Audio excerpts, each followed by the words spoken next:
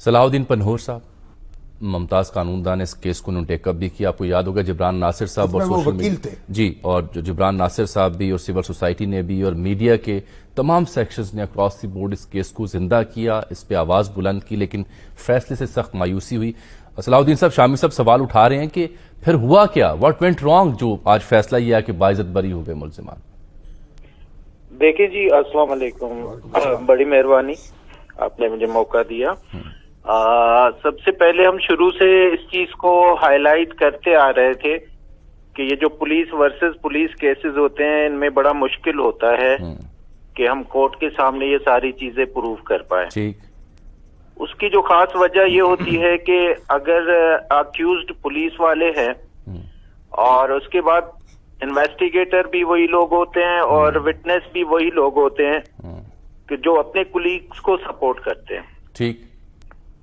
Kidnapping हुई, उसके बाद अबडक्शन हुई और मीनवाइल उसने अपने दोस्तों को बताया कि इन्होंने मुझसे रैंसम मांगा है। कि जब वो इस चीज को ढूंढते रहे कि ये सारा सीन जो है ये हो क्यों रहा है, और उसके बाद जो हजरत अली और कासिम को रिलीज किया गया, उन्होंने आके बताया कि नकीब ने उनको बताया था कि ये 10 लाख रुपए मांग रहे।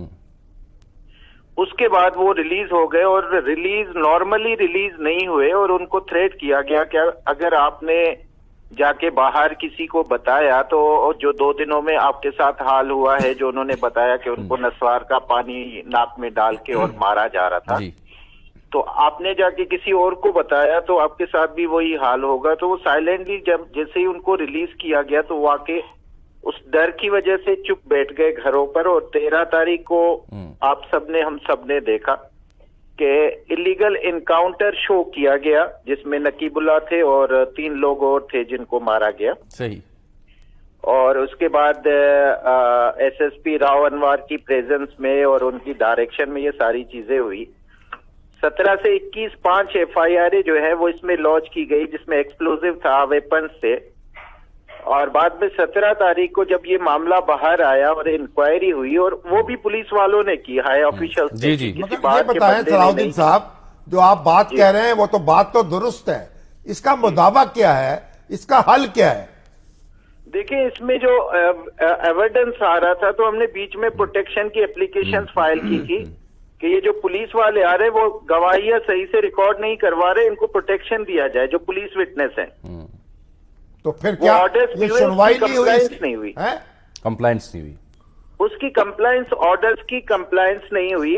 प्रोटेक्शन ऑर्डर्स हुए जिसमें शहजादा जहांगीर था, आसिफ राना था, वो विड्रॉ कर गए। डिपार्टमेंट ने उनके खिलाफ एक्शन क्यों नहीं लिया कि आप लोगों ने अपने स्टेटमेंट से विड्रॉ क्यों किया? तो फिर तो क्यों डिपार्टमेंट साइलेंट रहा? इसका तो मतलब ये होगा कि इस तरह की वारदातें जो हैं वो तो फिर होती रहेंगी और हम रोते रहेंगे। यही तो अलमिया वो बयान कर रहे हैं। और जो मुजरिम हैं वो दंदनाते रहेंगे। अब आप इसे चैलेंज कर रहे हैं फैसले को अदालत में? बिल्कुल बिल्कुल, इसको हम हाई कोर्ट ले जाएंगे। अभी हमारे पास फोरम मौजूद है और इंशाल्लाह ताला हम कोशिश करेंगे कि ज्यादा से ज्यादा कोर्ट को असिस्ट करें कि और को ये सारा एविडेंस उनको बताए कि कोई अच्छा फैसला ले ले। इसको हम चैलेंज करें। ये बहुत शुक्रिया, बहुत बड़ा अलमिया है, बहुत बड़ा अलमिया है ये कि तमाम लोग बाइज्जत बरी हुए। सवाल फिर ये है कि नकीबुल्लाह महसूद को किसने कत्ल किया? अगर ये तमाम लोग बाइज्जत बरी हैं, अगर इनके खिलाफ शवाहिद नाकाफी हैं, तो फिर कत्ल किसने किया? फिर सुप्रीम कोर्ट ने नोटिस क्यों लिया?